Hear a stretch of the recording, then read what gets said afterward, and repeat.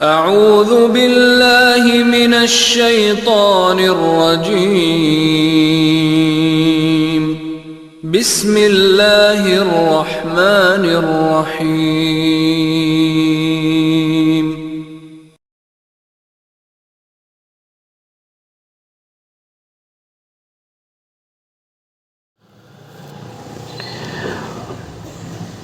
ونقر في الأرحام ما نشاء إلى أجل مسمى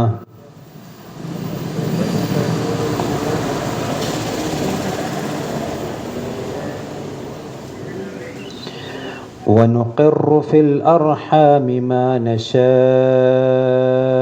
إلى أجل مسمى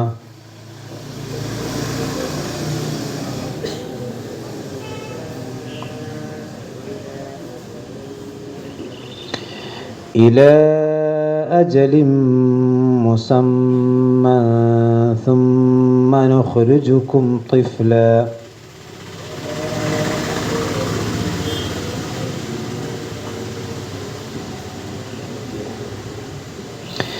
إلى أجل مسمى ثم نخرجكم طفلا. അങ്ങനെ സൂറത്തുൽ ഹജ്ജ് അഞ്ചാമത്തെ ആയത്തിൻ്റെ നടുന്നാണ്, അഞ്ചാമത്തെ ആയത്തിൻ്റെ നടുഭാഗത്തു നിന്നാണ്. ثم نخرجكم طفلا ثم لتبلغوا أشدكم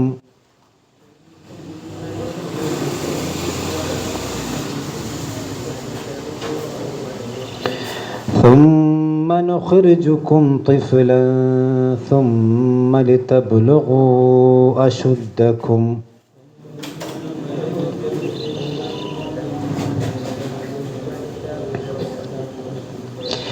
ومنكم من يتوفى ومنكم من يرد إلى أرذل العمر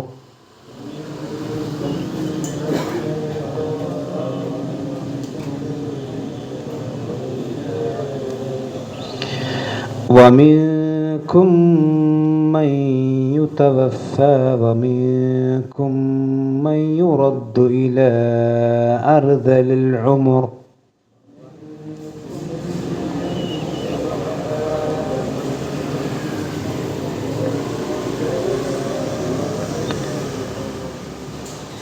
ومنكم من يرد إلى أرذل العمر لكي لا يعلم من بعد علم شيئا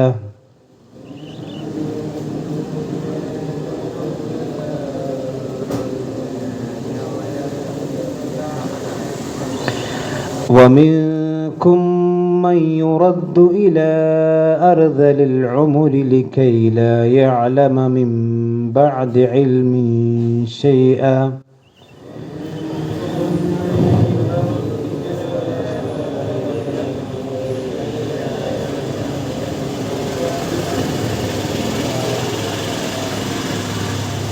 ബാക്കിയുള്ള നമുക്ക് അടുത്ത ക്ലാസ് പറയാം. അപ്പോൾ അതിൽ ഓതുമ്പോൾ ശ്രദ്ധിക്കാനുള്ള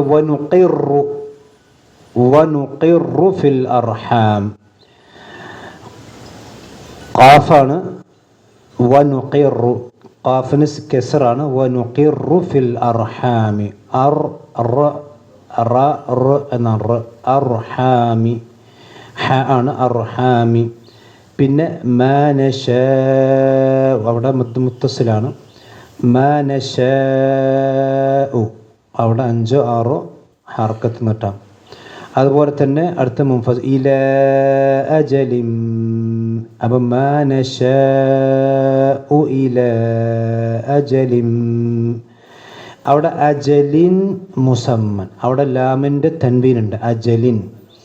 ആ തൻവീനിനെ മീമിലേക്ക് നമ്മൾ ചേർക്കണം, എന്നിട്ട് അവിടെ മണിച്ചോദണം. അപ്പോൾ ഇലാ അജലിൻ മുസമ്മ, പിന്നെ നിർത്താതെ ഓതുകയാണെങ്കിൽ ഇലാ അജലിൻ മുസമ്മൻ സുമ്മ നുഖ്രിജുക്കും ഖാഇന് തഫ്ഈം കൊടുത്ത് നല്ല വെളിവാക്കി ഖാ ഉച്ചരിക്കണം. നുഖ്രിജുക്കും തിഫ്ല ത ആണ്, ത അല്ല, തിഫ്ലല്ല, ത തിഫ്ലൻ. അവിടെ പിന്നെ തിഫ്ലൻ സുമ്മ ലിതബ്ലുഗു ബാക്ക് സുക്കൂനാണ്, ഹുറൂഫുൽ ഖൽഖല. ലിതബ്ലുഗു അവിടെ മുൻഫസിലാണ്, തബ്ലുഗു എന്നുള്ള അവിടെ കുറച്ച് നീട്ടണം. ഹംസ അവിടെ പിന്നെ സുക്കൂനാണ്, ഉച്ചാരണമല്ല, പക്ഷെ അവിടെ വാവിന് നീട്ടണം. ലിതബ്ലുഗു അശുദ്ധക്കും അവിടെ തബ് ഗൈനാണ്, തബ്ലുഗു എന്നല്ല, ബലഅ എന്നല്ല, ബലഗ ഗൈനാണ്, ഐന് ഗൈൻ. ലിതബ്ലുഗു അശുദ്ധക്കും. പിന്നെ വമിൻകും എന്നോതാൻ പാടില്ല, കാഫ് ഇൽഹാറിൻ്റെ അക്ഷരത്തിൽപ്പെട്ടതല്ല. അപ്പോൾ നൂൻ എന്ത് ചെയ്യണം, മണിക്കണം.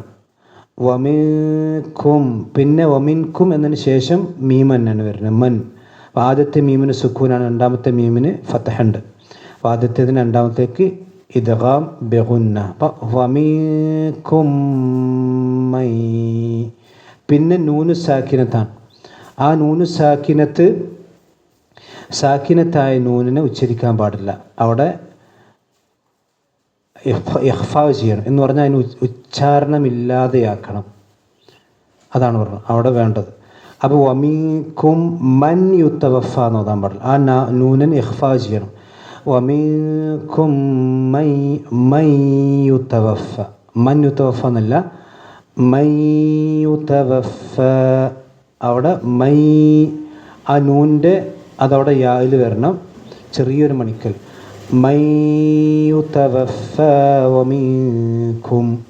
പിന്നെ വമിൻകും എന്നുള്ളത് നേരത്തെ പറഞ്ഞ പോലെ നൂനെ ഇദ്ഹാർ ചെയ്യാതെ മണിക്കണം. വമിൻകും മൈ യുറദ്ദു, നേരത്തെ പോലെ തന്നെ മൈ യുതവഫ എന്ന് പറയുമ്പോൾ തന്നെ അവിടെ മൈ യുറദ്ദു ഇലാ അർദലിൽ ഉമർ. അർദലല്ല, അർദലാണ്,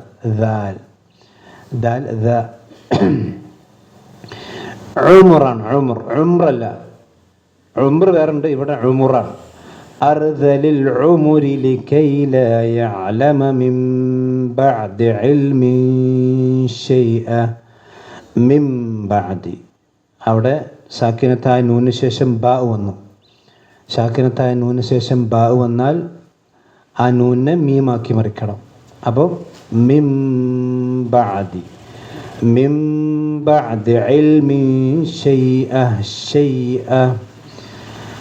അപ്പോൾ ഇതാണ് ഓതുമ്പോൾ ശ്രദ്ധിക്കാനുള്ള കാര്യങ്ങൾ. ഇനി അല്ലാഹു സുബ്ഹാനഹു വ തആല പറയുന്നത് എന്താ വെച്ചാൽ, അള്ളാഹു പറഞ്ഞു മനുഷ്യൻ്റെ സൃഷ്ടിപ്പ് പിന്നെ ആദ്യം തുറാബിൽ, നമ്മൾ നേരത്തെ കഴിഞ്ഞ കാഴ്ച വിശദീകരിച്ചു, ആദം നബി അലൈഹി സ്വലാത്തു വസ്സലാമെ ഉണ്ടാക്കിയ മണ്ണ്, ആ മണ്ണിൻ്റെ സവിശേഷതകൾ, അതിൻ്റെ 3 കളറുകൾ, ഇതെല്ലാം നമ്മൾ കഴിഞ്ഞ ക്ലാസ്സിൽ പറഞ്ഞിരുന്നു. പിന്നെ നുത്ഫയിൽ നിന്ന് പിന്നെ അലഖത്ത്, പിന്നെ മുളഖത്ത്. ഈ മുളഖത്ത് ആയിക്കഴിഞ്ഞാലാണ് മുഖല്ലഖത്താണോ ഗൈർ മുഖല്ലഖത്താണോ എന്നുള്ളത് എന്ത് ചെയ്യുള്ളൂ, തീരുമാനിക്കുള്ളൂ. അഥവാ ഏകദേശം ഒരു 40 അല്ലെങ്കിൽ 4 മാസം പ്രായം കഴിഞ്ഞ് ഏകദേശം അതൊക്കെ ആയിക്കഴിഞ്ഞാൽ ഈ മുളഖത്തായിക്കഴിഞ്ഞാൽ അത് ജീവിക്കേണ്ടതാണെങ്കിൽ അതിന് അല്ലാഹു സുബ്ഹാനഹു വ തആല പിന്നെ പൂർണ്ണമായ അവസ്ഥ കൊടുക്കും. ഇനി അതല്ലെങ്കിൽ അത് രക്തപിണ്ഡമായി പുറത്തേക്ക് പോവുകയും ചെയ്യും. ഇനി വനുഖിറു, പിന്നെ അല്ലാഹു ഈ മുളഖത്തിന്റെ ഘട്ടം കഴിഞ്ഞതിന് ശേഷം പിന്നെ അല്ലാഹു വിശദീകരിക്കാൻ വനുഖിറു ഫിൽ അർഹാം, അങ്ങനെ നാം നിങ്ങളെ താമസിപ്പിക്കുന്നു. അഖറ എന്ന് പറഞ്ഞാൽ ഒരു സ്ഥലത്ത് സ്ഥിരമായി നിൽക്കുന്നതിനെ പറയാം, അവിടുന്ന് മാറൂല. മഖർ എന്ന് പറഞ്ഞാൽ താമസ സ്ഥലം എന്നൊക്കെ. അപ്പം നമ്മൾ വീടൊരു മഖറ.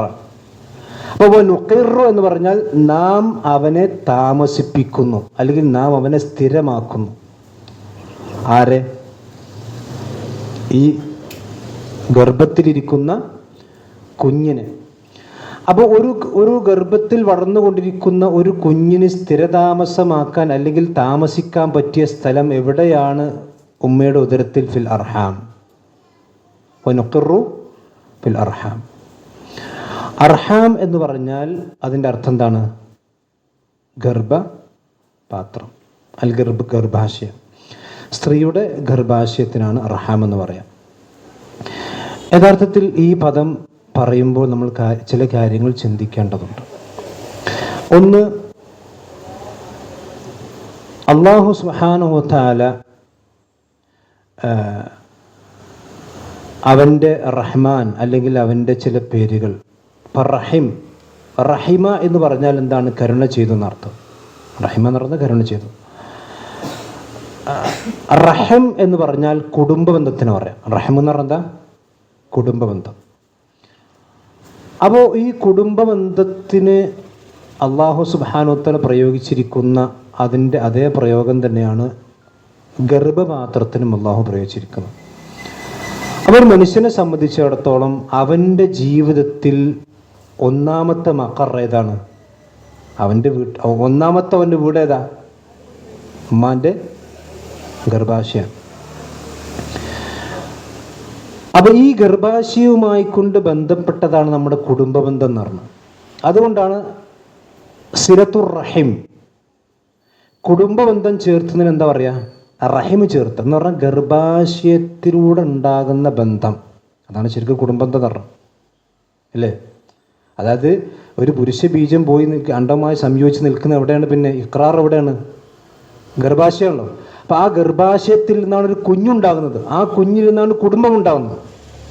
അപ്പോൾ ഒരു മനുഷ്യൻ്റെ ഒന്നാമത്തെ മഖർ എന്ന് പറഞ്ഞാൽ ഗർഭാശയമാണ്, ഉമ്മാൻ്റെ ഗർഭാശയം. അപ്പോൾ ഒരു മനുഷ്യനെ സംബന്ധിച്ചിടത്തോളം അവന് ഒരിക്കലും മറക്കാൻ പാടില്ലാത്ത അല്ലെങ്കിൽ വിസ്മരിക്കാൻ പാടില്ലാത്ത ഒരു ബന്ധമാണ് ഇത് റഹിം, കുടുംബ ബന്ധം. മനസ്സിലായില്ലേ? മാത്രമല്ല ഈ കുടുംബ ബന്ധത്തിൽ ഏറ്റവും പ്രധാനപ്പെട്ട ബന്ധം ഏതാണ്? ഗർഭപാത്രവുമായിട്ടുള്ള ബന്ധമല്ലേ? അതാരോടാ? ഉമ്മനോടാണ്. അപ്പോൾ ഉമ്മയുമായിട്ടുള്ള ഒരു മനുഷ്യൻ്റെ ബന്ധം, ആ ബന്ധത്തിന് ഒരിക്കലും ഒരു മനുഷ്യൻ വിസ്മരിക്കാവുന്നതോ അല്ലെങ്കിൽ കോട്ടം തട്ടാവുന്നതോ അല്ല. നിങ്ങൾ ആലോചിച്ച് നോക്കി. അപ്പം നമ്മൾ ഇപ്പോൾ ഒരു കോഴിക്കുഞ്ഞെടുക്കുക. ഒരു കോഴിക്കുഞ്ഞ്, ആ കോഴിക്കുഞ്ഞ് അതിൻ്റെ മുട്ടയിൽ നിന്ന് വിരിയുന്നതോടുകൂടി ആ മുട്ടയുടെ തോടുമായി പിന്നെ അതിന് വല്ല ബന്ധമുണ്ടോ? വല്ല അടയാളങ്ങളും ആ കോഴിൻ്റെ ശരീരത്തിലുണ്ടാവും? പറയാം, താൻ ഇത്രയും കാലം താമസിച്ച ആ കോഴി, ആ മുട്ടത്തോടുമായി കൊണ്ട് എന്തെങ്കിലും ഒരു അടയാളം അല്ലെങ്കിൽ ഒരു ബന്ധം ഈ കോഴിക്കുഞ്ഞിനുണ്ടാവോ? ഉണ്ടാവില്ല. അത് നിങ്ങൾ ആലോചിച്ച് നോക്കി. നമ്മുടെ എല്ലാം ശരീരത്തിൽ നമ്മുടെ മാതാവുമായിട്ടുള്ള ഒരു ബന്ധം അല്ലാഹു സുബ്ഹാനഹു വ തആല അവശേഷിപ്പിച്ചിട്ടുണ്ട്. ഉണ്ടല്ലേ? ഇല്ലേ? ഏതൊരു മനുഷ്യൻ്റെയും ശരീരത്തിൽ അവൻ്റെ പൊക്കിൾ കൊടി, ഈ പൊക്കിൾ കൊടി എന്ന് പറഞ്ഞാൽ ഏത് ബന്ധത്തിൻ്റെ അടയാളമാണ്? നമ്മളും ഉമ്മയും തമ്മിലുള്ള ബന്ധത്തിൻ്റെ അടയാളമാണ്. ഇതെന്തിനാണ്? മറ്റു ജീവജാലങ്ങൾക്കൊന്നും പൊക്കിൾ കൊടി ഉണ്ടാവില്ല. ഇതിട്ട് പിന്നെ ആ പ്രസവത്തിൽ പൊട്ടിച്ചവർ പോലെയാണ് സാധാരണ ടീച്ചർ. പക്ഷെ എന്തിനാണ് അല്ലാഹു സുബ്ഹാനഹു വ തആല നമ്മുടെ വയറ്റത്ത് ഒരു പൊക്കിൾ കൊടി അവിടെ അതിൻ്റെ ഒരു അടയാളം അവശേഷിപ്പിച്ചത്? മക്കൾക്ക് മാഞ്ഞു പോയാൽ അത് മാഞ്ഞു പോലല്ലോ. നമ്മുടെ മാതാവുമായിട്ടുള്ള അല്ലെങ്കിൽ ഈ അർഹാമുമായിട്ടുള്ള നമ്മുടെ ബന്ധം അതൊരിക്കലും നമ്മൾ വിസ്മരിക്കാൻ പാടില്ല. നമ്മൾ ഉമ്മാനെ ചീത്ത പറയുമ്പോൾ വയറ്റത്ത് ഇങ്ങനെ തടവി വയ്ക്കാൻ മതി. നമ്മൾ ഉമ്മാനെ വെറുക്കുമ്പോൾ അല്ലെങ്കിൽ ഉമ്മാനെ ചീത്ത പറയുമ്പോൾ നമ്മുടെ വയറ്റത്ത് തടവി വയ്ക്കാൻ മതി. ഈ പൊക്കിൾ ആരുമായിട്ടുള്ള ബന്ധത്തിൻ്റെ അടയാളമാണ്? നമ്മുടെ ഉമ്മയുമായിട്ടുള്ള ബന്ധത്തിൻ്റെ അടയാളമാണ്. അപ്പം അതുകൊണ്ട് തന്നെ കുടുംബ ബന്ധത്തിൽ ഏറ്റവും വലിയ ബന്ധം ആരോടാ? ഉമ്മനോടല്ലേ. അതുകൊണ്ട് നബി സല്ലല്ലാഹു അലൈഹി വസല്ലം പറഞ്ഞു, അയ്യുന്നാസി അഹഖു ബിന്നാസ്, ജനങ്ങളിൽ എനിക്ക് ഏറ്റവും ബന്ധം ആരോടാണ്? ഉമ്മുക, നിൻ്റെ ഉമ്മയോടാണ്. പിന്നെ ആരോടാണ്? നിൻ്റെ ഉമ്മുക, നിൻ്റെ ഉമ്മയോടാണ്. പിന്നെ ആരോടാണ്? ഉമ്മുക്ക, നിൻ്റെ ഉമ്മയോടാണ്, പിന്നെയാണ് നിൻ്റെ വാപ്പാനോടുള്ളത്. അതിൽ പണ്ഡിതന്മാർ പറഞ്ഞു 3 കാര്യങ്ങൾ ഈ ഉമ്മക്ക് മാത്രമേ ചെയ്യാൻ കഴിയുള്ളൂ. അതേതാണ്? 1 ഗർഭം, 2 പ്രസവം, 3 മുലയൂട്ടൽ. ഈ 3 കാര്യങ്ങൾക്കും ബാപ്പാനെ സംബന്ധിച്ചിടത്തോളം ഒന്നും ചെയ്യാനില്ല, അത് നോക്കിക്കാനേ കഴിയുള്ളൂ. അതിന് ശേഷമുള്ള കാലഘട്ടത്തിലാണ് ബാപ്പാൻ്റെ എന്ത് ചെയ്യുക, ഇടപെടലുകൾ ഉണ്ടാകുക. മനസ്സിലായില്ലേ? അതുകൊണ്ട് തന്നെയാണ് ഉമ്മയുമായിട്ടുള്ള, ഇപ്പം നമ്മളൊക്കെ ഉമ്മാൻ്റെ പള്ളിയിൽ നിന്ന് വന്നവരാ. നമുക്ക് ആർക്കും ഓർമ്മയുണ്ടോ ഉമ്മാൻ്റെ പള്ളിയിൽ കിടന്ന്? ഓർമ്മയുണ്ടോ? ഇല്ല. നമ്മളൊക്കെ ഉമ്മാൻ്റെ അമ്മിഞ്ഞപ്പാൽ കുടിച്ചവരാണ്. പക്ഷെ നമുക്ക് ആ കാലഘട്ടം ഓർമ്മയില്ലല്ലോ. നമ്മളുടെ കാഷ്ടവും മൂത്രമൊക്കെ ഉമ്മയെ വാരി നമ്മളെ തൊട്ടിൽ താരാട്ട് പാടി ഉറക്കിയതൊക്കെ സത്യമല്ലേ? പക്ഷെ നമുക്ക് ആർക്കത് ഓർമ്മയില്ല. അപ്പോൾ അതുകൊണ്ടാണ് അല്ലാഹു സുബ്ഹാനഹു വ തആലയും അവൻ്റെ ഖുർആനും അവൻ്റെ പ്രവാചകനും ഒക്കെ മാതാവിൻ്റെ ഈ ഒരു ബന്ധത്തെക്കുറിച്ച് അടിക്കടി ഓർമ്മപ്പെടുത്തുന്നത് വെച്ചാൽ നമുക്കത് ഓർമ്മ ഉണ്ടാവില്ല. നമുക്കാകെ പിതാക്കന്മാരുടെ ഇടപെടലാണ് നമ്മൾ കൂടുതൽ കാണുക. മക്കൾ വാപ്പ ഡ്രസ്സ് വാങ്ങി തരണം, വാപ്പ ബുക്ക് വാങ്ങി തരണം, വാപ്പ ബാഗ് വാങ്ങി തരണം. ഈ ഉമ്മ സഹിച്ചിട്ടുള്ളൊരു പ്രയാസത്തിൻ്റെ ഘട്ടമെന്ന് പറയുന്നത് ആർക്കും ഓർമ്മ. അതുകൊണ്ടാണ് ഖുർആനിലും ഹദീസിലൊക്കെ ആ ബന്ധം വീണ്ടും വീണ്ടും ആവർത്തിച്ച് വരാനുള്ള കാര്യങ്ങൾ ആലോചിക്കി. ഒരു മനുഷ്യനെ സംബന്ധിച്ചിടത്തോളം ഒരിക്കലും മുറിഞ്ഞാലും മുറിയാത്ത ബന്ധമാണ് ഉമ്മാൻ്റെ ബന്ധം. ഭാര്യയും ഭർത്താവും തമ്മിലുള്ള ബന്ധം മുറിയും ഇല്ലേ? ത്വലാഖല്ല. ഭാര്യനെ വേണമെങ്കിൽ എന്ത് ചെയ്യാം?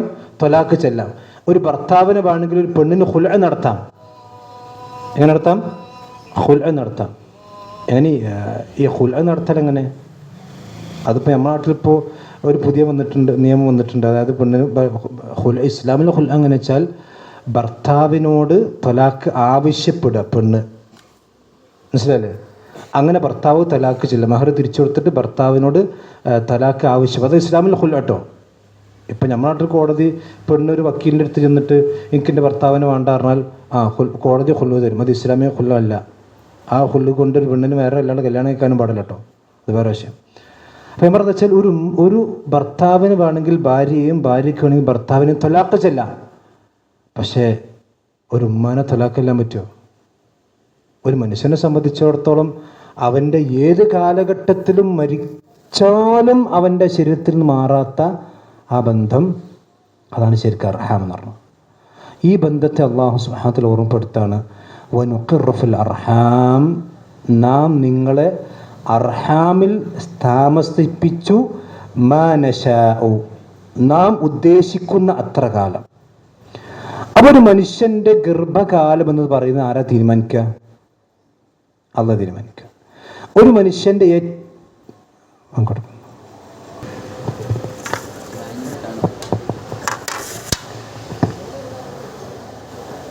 മനുഷ്യൻ്റെ ഗർഭകാലം എന്നുള്ളത് അർഹാമി മാ നശാഉ, ഗർഭാശയങ്ങളിൽ നാം അവനെ താമസിക്കുന്നു, മാ നശാഉ, നാം ഉദ്ദേശിക്കുന്ന അത്ര. അപ്പോൾ ഒരു മനുഷ്യൻ്റെ ഗർഭകാലം എന്ന് പറഞ്ഞാൽ എത്രയാണ്? അത് വിശുദ്ധ ഖുർആൻ ഏറ്റവും ചുരുങ്ങിയ ഗർഭകാലത്തെ സംബന്ധിച്ച് പറയുന്നുള്ളൂ. അത് 6 മാസം. എത്ര? 6 മാസം. അത് വിശുദ്ധ ഖുർആൻ കാണും. വഹംലുഹു വഫിസാലുഹു 30 ഷഹറൻ. അവൻ്റെ ഗർഭവും അവൻ്റെ മുലയൂട്ടലും 30 മാസമാണ്. 30 ഷഹറൻ. അപ്പോൾ സാധാരണ മുലയൂട്ടൽ 2 വർഷമാണ് എന്ന് വിശുദ്ധ ഖുർആൻ വേറെ സ്ഥലത്ത് കാണാം. അപ്പോൾ 2 വർഷം എന്ന് പറഞ്ഞാൽ 24 മാസമായി. പിന്നെ എത്ര മാസമുള്ളത്? 6 മാസം. അപ്പം 6 മാസമാണ് ഇതിന്ന് ശാസ്ത്രീയമായി തെളിയിക്കപ്പെട്ട കാര്യം കേട്ടോ. 6 മാസമാണ് ഒരു കുഞ്ഞിൻ്റെ ഏറ്റവും മിനിമം ഗർഭകാലഘട്ടം. ആ 6 മാസത്തിൽ ഒരു കുഞ്ഞ് പുറത്തേക്ക് വന്നാൽ ഇന്ന് എന്ത് ചെയ്യാം? ജീവിക്കാനുള്ള സാധ്യതകൾ ഉണ്ട്. അപ്പോൾ 6 മാസത്തിലേക്ക് ജനിച്ച കുട്ടികളുണ്ടാവും പോലെ പ്രത്യേക ആധുനിക സംവിധാനത്തിൽ വളർത്തിയെടുക്കാൻ കഴിയും. കൂടിയ ഗർഭകാലത്തെ സംബന്ധിച്ച് അള്ളാഹു പറയുന്നില്ല. നമ്മൾ സാധാരണ 9 മാസം എന്നാണ് പറയുമെങ്കിലും ആ 9 മാസം എന്നത് ഒരു നിയതമായ ഒരു ക്ലിപ്തമായ എണ്ണമല്ല. 9 മാസത്തിൽ കൂടിയതുണ്ട്, അതിനപ്പുറത്തേക്ക് പോയതൊക്കെ ഉണ്ട്. അതുകൊണ്ട് തന്നെ അല്ലാഹു സുബ്ഹാനഹു വ തആല പറഞ്ഞപ്പോൾ നുഖിറു ഫിൽ അർഹാം മാ നശാഉ, നാം ഉദ്ദേശിക്കുന്ന സമയം എത്രയും എന്ത് ചെയ്യും? ഗർഭകാലം തീരുമാനിക്കുന്ന, അതിൻ്റെ സമയം തീരുമാനിക്കുന്ന അള്ളയാണ്. അപ്പോൾ അവൻ എത്ര മാസം അവിടെ ഉമ്മാൻ്റെ വയറ്റിൽ താമസിക്കണം എന്നത് തീരുമാനിക്കുന്നത് അല്ലാഹു സുബ്ഹാനഹു വ തആലയാണ്. മനസ്സിലായില്ലേ? ഇനി അതാണ് വനുഖിറു ഫിൽ അർഹാമി മാ നശാഉ ഇലാ അജലിൻ മുസമ്മ. ഒരു അജല് വരെ, മുസമ്മ എന്ന് പറഞ്ഞാൽ അവധി നിർണ്ണയിക്കപ്പെട്ട അല്ലെങ്കിൽ അറിയപ്പെട്ട ഒരു അവധി വരെ നാം അവനെന്ത് ചെയ്യും? ഗർഭാശയത്തിൽ അവനെ നാം താമസിപ്പിക്കും. നിങ്ങൾ ആലോചിച്ച് നോക്കി, ഈ ഗർഭകാലഘട്ടം എന്ന് പറയുന്നത് അല്ലാഹു സുബ്ഹാനഹു വ തആലയുടെ ഒരു മഹാത്ഭുതമല്ലേ. അപ്പം നമുക്ക് ഗർഭത്തിൽ മൂക്കുണ്ട്, വായുണ്ട്, അതുപോലെ തന്നെ എല്ലാ സംവിധാനങ്ങളും ഉണ്ടല്ലോ. ഇനി ആ കുഞ്ഞ് ജനിച്ച് വീണ ഉടനെ പിന്നെ മൂക്കിലൂടെ ശ്വസിക്കണം. പക്ഷെ അതുവരെ ആ കുഞ്ഞെന്താണ്? ഉമ്മൻ്റെ ഓക്സിജൻ ഇതിലൂടെ സ്വീകരിച്ചിട്ടാണ് ജീവിക്കണത് അല്ലേ? അതിൻ്റെ ഉള്ളിൽ ഉമ്മൻ്റെ ഇതിൽ ഏതായാലും വായു എന്ന് പറഞ്ഞാൽ നമ്മൾ ശ്വസിക്കുന്ന വായു ഏതായാലും അവിടെ ഉണ്ടാവില്ലല്ലോ. അപ്പോൾ ഇതൊക്കെ മാത്രമല്ല, ആ കുഞ്ഞിനെ സംബന്ധിച്ചിടത്തോളം വളർച്ചയുടെ ഓരോ ഘട്ടങ്ങളിലും അതിനാവശ്യമായിട്ടുള്ള സംവിധാനങ്ങൾ അല്ലാഹു ഗർഭാശയത്തിൽ ഉൾപ്പെടുത്തുകയും അതിനനുസരിച്ച് കൊണ്ട് തന്നെ ഗർഭാശയം വളർന്ന് വികസിക്കുകയും ചെയ്യുന്നു. എന്ന് പറഞ്ഞാൽ ഏകദേശം 2.5 സെൻറ്റിമീറ്റർ കട്ടിയുള്ളതും ഏകദേശം 7 സെൻറ്റിമീറ്റർ നീളമുള്ളതാണ് ഗർഭാശയം. 2.5 സെൻറ്റിമീറ്റർ കട്ടിയുണ്ട്. മാത്രമല്ല 3 ലെയറുകളാണ്. നമുക്ക് പഠിച്ചിട്ടുണ്ട് സലാസത്തുൽ ഉലുമാത്തിൽ എന്ന് പറഞ്ഞ 3 ലെയറുകളാണ്. അപ്പം അത് ഒരു കുഞ്ഞ് വികസിക്കുന്നതിനനുസരിച്ച് എന്ത് ചെയ്യാണ്? വികസിച്ച് വരുന്നു. അപ്പം ഇതൊക്കെ അല്ലാഹു സുബ്ഹാനഹു വ തആലയുടെ തീരുമാനപ്രകാരമാണ് നടക്കുന്നത്. അപ്പോൾ ഒരു കുഞ്ഞ് എങ്ങനെ ജനിക്കണം, എത്ര വലുതാകണം, ഇതൊക്കെ അല്ലാഹു അതാണ്. സുമ്മ ഇലാ അജലിൻ മുസമ്മ. പിന്നെ പറയുന്നത് സുമ്മ പിന്നീട് നുഖ്രിജുക്കും നാം നിങ്ങളെ പുറത്താക്കി. അപ്പം ഉമ്മാൻ്റെ വയറ്റിൽ അധികം താമസിക്കാൻ പറ്റില്ല, അതിനൊരു ലിമിറ്റ് ഉണ്ട്.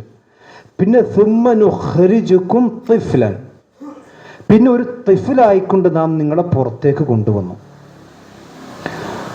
അപ്പം നിങ്ങൾ ആലോചിച്ച് നോക്കി, ഒരു മനുഷ്യനെ സംബന്ധിച്ചിടത്തോളം അവൻ്റെ മാതാവിൻ്റെ ഗർഭാശയത്തിൽ നിന്ന് അവൻ ഭൂമിയിലേക്ക് വരുമ്പോൾ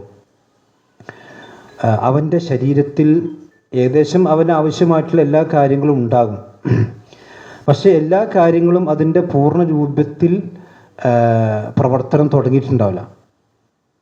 ഇപ്പോൾ ഒരു മനുഷ്യനെ സംബന്ധിച്ചിടത്തോളം നമ്മുടെ ശരീരം കൃത്യമായി പ്രവർത്തിക്കണമെങ്കിൽ ഇപ്പം നമുക്കറിയാം, ഗർഭാശയത്തിൽ വെച്ചുകൊണ്ട് തന്നെ മനുഷ്യന് ഹൃദയമെടുപ്പ് ഉണ്ടല്ലോ. മാത്രമല്ല ഗർഭകാലഘട്ടത്തിൽ തന്നെയും കുട്ടികൾ കേൾക്കാനും മനസ്സിലാക്കാനും ഒക്കെ തുടങ്ങുന്നു എന്നാണ് ഇപ്പോൾ ആധുനിക ശാസ്ത്രം തന്നെ പറഞ്ഞത്. അതായത് ഉമ്മ എന്താണോ കേൾക്കുന്നത് അത് കുട്ടികൾ എന്ത് ചെയ്യും? സ്വാധീനിക്കും. അപ്പോൾ ഗർഭകാലഘട്ടത്തിൽ ഉമ്മ കൂടുതൽ പാട്ടും തോന്നിയാസും അതുപോലെ തന്നെ തെറിയും വിളിയും നായാട്ടൊക്കെയാണ് ഉമ്മാൻ്റെ സ്വഭാവമെങ്കിൽ ആ സ്വഭാവം എടുക്കുന്നുണ്ടാവും, ജനിക്കുന്ന കുഞ്ഞിനുണ്ടാവും. നല്ലതാണ് ഗർഭകാലത്തിൽ സ്ത്രീകൾ കാലഘട്ടത്തിൽ സ്ത്രീകൾ നല്ലതാണ് കേൾക്കുന്നതും നല്ലതാണ് ചിന്തിക്കുന്നതും നല്ലതാണ് പറയുന്നതെങ്കിൽ എന്തുണ്ടാവും?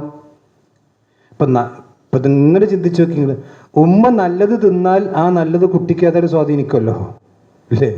പിന്നെ ഉമ്മാൻ്റെ സ്വഭാവം എന്തായാലും എന്തുണ്ടാവും? സ്വാധീനിക്കപ്പെടും. എന്താണോ കുഞ്ഞ് കേൾക്കുന്നത് ആ കുഞ്ഞ് അതിനനുസരിച്ച് സ്വാധീനിക്കപ്പെടുന്നു. മാത്രമല്ല പുറത്തെ ശബ്ദങ്ങൾക്കനുസരിച്ച് കൊണ്ട് കുഞ്ഞ് പ്രതികരിക്കുമെന്ന് വരെ ആധുനിക ശാസ്ത്രം പറയുന്നുണ്ട്. അപ്പോൾ അതിനുശേഷം അല്ലാഹു സുബ്ഹാനഹു വ തആല ഒരു കുഞ്ഞിനെ തിഫ്ലായിക്കൊണ്ട് പുറത്തേക്ക് കൊണ്ടുവരികയാണ്.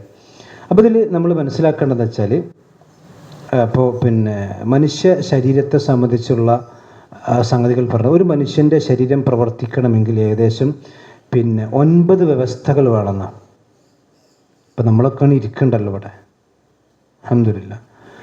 നമ്മുടെ ശരീരത്തിൽ 9 വ്യവസ്ഥകൾ ഒരു തരിമ്പ് പോലും കേടില്ലാതെ കൃത്യമായി പ്രവർത്തിക്കുന്നത് കൊണ്ടാണ് ഇപ്പോൾ എനിക്ക് മൂക്കോടെ ഇരിക്കാൻ കഴിയുന്നത്. അത് കുഞ്ഞ് ജനിക്കുന്ന മുതൽക്ക് തന്നെ ഉണ്ടാവുന്ന. അതിലൊന്നാമത്തെ എന്താ വെച്ചാൽ മനുഷ്യൻ്റെ അസ്ഥികൾ എന്ന് പറഞ്ഞാൽ മനുഷ്യൻ്റെ എല്ലുമായി കൊണ്ട് ബന്ധപ്പെട്ടത്. ഇതൊരു മഹാത്ഭുതമാണ്, മനുഷ്യൻ്റെ എല്ലുകൾ കേട്ടോ. അത് ഓരോന്ന് പറയുകയാണെങ്കിൽ കുറേ പറയാണ്ട്. ഇപ്പം നിങ്ങൾ ആലോചിക്ക്, നമ്മുടെ അസ്ഥികൾ, ഇപ്പം നമ്മുടെ കൈ പൊട്ടി നോട്ടിക്കോളെ, കൈ പൊട്ടി. അപ്പം നമ്മളെന്ത് ചെയ്യുക? അവിടെ എല്ലിങ്ങനെ കൂട്ടിയിട്ട് അവിടെ പ്ലാസ്റ്റർ ഇടും. അപ്പോൾ ഈ എല്ലിങ്ങനെ കൂട്ടി വെക്കുള്ളൂ, ചിലതൊക്കെ കുട്ടി തിന്നും, പക്ഷെ ചിലതിങ്ങനെ വെക്കുള്ളൂ. വെച്ചാൽ എന്താ ഉണ്ടാക്കുക, ഈ എല്ലെന്ത് ചെയ്യും, സ്വയം വളർന്ന് ജോയിൻ്റ് ആവും. പക്ഷെ ആ വളർന്നതിന് എന്തുണ്ട്, ഒരു പരിധി ഉണ്ട്. ആ പരിധി എത്തിയാൽ ആ വളർച്ച നിൽക്കും. ഇപ്പം നമ്മുടെ അസ്ഥികൾ, ഇപ്പം നമ്മൾ ചെറുപ്പത്തിൽ ഇങ്ങനെ വളർന്ന് വരികയാണല്ലോ. പക്ഷെ ഒരു പരിധി എത്തി നമ്മുടെ അസ്ഥികൾ എന്ത് ചെയ്യുന്നുണ്ട്, നിൽക്കുന്നുണ്ട്. അപ്പം ഈ പരിധി എത്തിക്കഴിഞ്ഞാൽ ഈ അസ്ഥികൾക്ക് സ്റ്റോപ്പ് മെമ്മോ കൊടുക്കണ ആരാ, നമ്മളല്ലല്ലോ. ഇനി കയ്യപ്പത്ര അല്പം മതി, ഇത് മതി, ഖലാസ് സ്റ്റോപ്പ് നമ്മൾ പറഞ്ഞ് നിൽക്കില്ലല്ലോ. അപ്പോൾ ഈ അസ്ഥി വ്യവസ്ഥ അത് ജനിക്കുമ്പോൾ തന്നെ കുട്ടികൾക്കുള്ള വ്യവസ്ഥയാണ്. അതുപോലെ തന്നെ രണ്ടാമത് പേശി, നമ്മുടെ മസിൽസ്. അത് ഇപ്പം ഞാൻ ഈ പരിക്കെറ്റി കിടന്നപ്പോൾ ഈ മസിൽ ലൂസായല്ലോ. അപ്പോൾ ഈ മസിലിനെ പറ്റി കൂടുതലൊന്ന് പഠിച്ച്. അപ്പോൾ ഒരു മനുഷ്യനെ സംബന്ധിച്ചോ സുബ്ഹാനല്ലാഹ്, അള്ളാഹു ഈ നമ്മുടെ ശരീരത്തിലെ മസിലുകൾ മാത്രം മനസ്സിലാക്കിയാൽ അയാൾക്ക് പടച്ചോനെ നിഷേധിക്കാൻ കഴിയില്ല. മനസ്സിലായില്ലേ? അപ്പം നമ്മൾ കണ്ണിൻ്റെ ഈ പോളുണ്ടല്ലോ, പോള നമ്മളൊരു ദിവസം എത്ര ഇട്ടാക്കേണ്ടത്, ഒരു ദിവസം നമുക്ക് എണ്ണം കഴിയണ്ടോ? പക്ഷെ ഈ കണ്ണിൻ്റെ പോളകൾ ചലിക്കണമെങ്കിൽ ഈ കണ്ണിൻ്റെ പോളകളിലുള്ള മസിലുകൾക്ക് പവർ ഉണ്ടാണ്. ഇതിൻ്റെ കൂടി മസിലുണ്ട്. ഒരു മനുഷ്യൻ്റെ ശരീരത്തിൽ അവൻ്റെ ശരീരഭാഗത്തിൻ്റെ പുരുഷനാണെങ്കിൽ 42%, സ്ത്രീകളാണെങ്കിൽ 36% മസിൽസുകളാണ്. മനസ്സിലായോ? നമ്മുടെ ശരീരത്തിൽ അവൻ്റെ ശരീരത്തിലെ ശരീരഭാരത്തിൻ്റെ 42% മസിലുകളാണ്. അപ്പം ഞാനിങ്ങനെ നിൽക്കണ്ടല്ലോ, എൻ്റെ തല ഇങ്ങനെ പോകണ്ടോ? ഇല്ല. ഈ കഴുത്തിൻ്റെ 4 ഭാഗത്തും എന്തുണ്ട്, മസിലുണ്ട്. ഈ 4 ഭാഗത്തെയും പേശികൾക്ക് ശക്തി ഉണ്ടെങ്കിൽ എനിക്ക് തല ഇങ്ങനെ നിൽക്കാൻ കഴിയുള്ളൂ. അപ്പോൾ നമ്മൾ കുട്ടി ജനിക്കുമ്പോൾ ജനിച്ച കുട്ടികൾ നമ്മളെങ്ങനെ എടുക്കുക, തല കൂട്ടിയിട്ടല്ലേ എടുക്കുക അല്ലേ? കാരണം എന്താ, ആ കുട്ടിക്ക് ഈ മസിൽ എന്തില്ല, പവറില്ല. നമ്മൾ തല ഉറച്ചില്ല അറിയാം, തല ഇവിടെ ഉണ്ട്. ആ തല ഉറക്കൽ എന്തുകൊണ്ടാ, ഈ തല നമുക്ക് ഉറച്ചിരിക്കണം എന്തുകൊണ്ടറിയോ, ഈ 4 ഭാഗത്തും മസിലുണ്ട്. ഈ മുൻഭാഗത്തെ മസിൽ ലൂസായുണ്ടല്ലോ, ഒരു തുള്ളി വെള്ളം താഴത്ത് കറങ്ങൂല. നമ്മളിപ്പോൾ ചായ കുടിച്ചല്ലോ, അൽഹംദുലില്ലാ. ഇപ്പം നിങ്ങൾ ഒരു വെള്ളം കുടിച്ച് നമ്മൾ അൽഹംദുലില്ലാ പറയുന്നുണ്ടെങ്കിൽ നിങ്ങൾ ആ അൽഹംദുലിൻ്റെ വില നിങ്ങൾ ആലോചിച്ച് നോക്കി. ഒരു മുറുക്ക് വെള്ളം ഇവിടുന്ന് ഇങ്ങോട്ട് ഇറങ്ങണമെങ്കിൽ ഈ കഴുത്തുള്ള മസിലുകൾക്ക് ശക്തി വേണം. മനസ്സിലായോ? അപ്പം ഈ വ്യവസ്ഥയുമായിട്ടാണ് മനുഷ്യന്മാരെന്ത് ചെയ്യണത്, ജനിക്കണത്. ഇനി അവിടെ നിങ്ങൾ ആലോചിച്ച് നോക്കി, ആണിൻ്റെ മസിലും പെണ്ണിൻ്റെ മസിലും വ്യത്യാസം. ഞാൻ പറഞ്ഞ ആണിൻ്റെ 42% മസിൽ, പെണ്ണുങ്ങൾക്ക് 36%. അപ്പോൾ നമ്മൾ ആണുങ്ങളെ പോലെ തന്നെയല്ലേ, ആണിനെ പോലെ തന്നെയല്ലേ പെണ്ണും? അല്ല.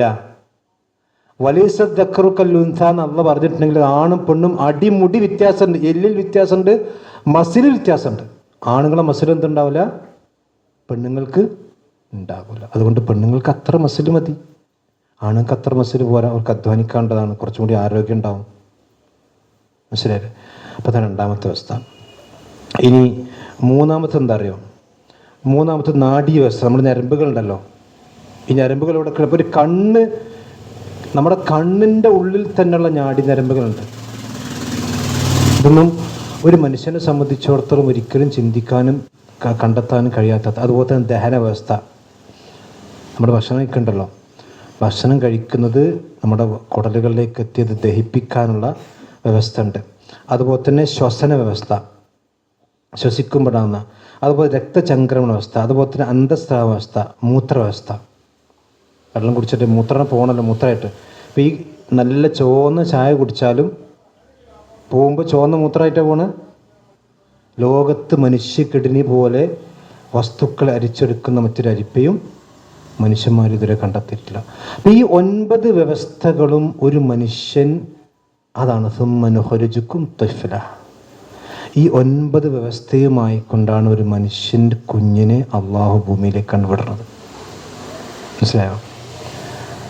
അപ്പോൾ നിങ്ങൾ ആലോചിച്ച് നോക്കി, ഇതിലേതെങ്കിലും ഒരു വ്യവസ്ഥ, ഇപ്പോൾ ഏറ്റവും ചുരുങ്ങിയത് കുട്ടി പാലുടിക്കുന്നുണ്ട്, മൂത്രമൊഴിക്കണില്ല.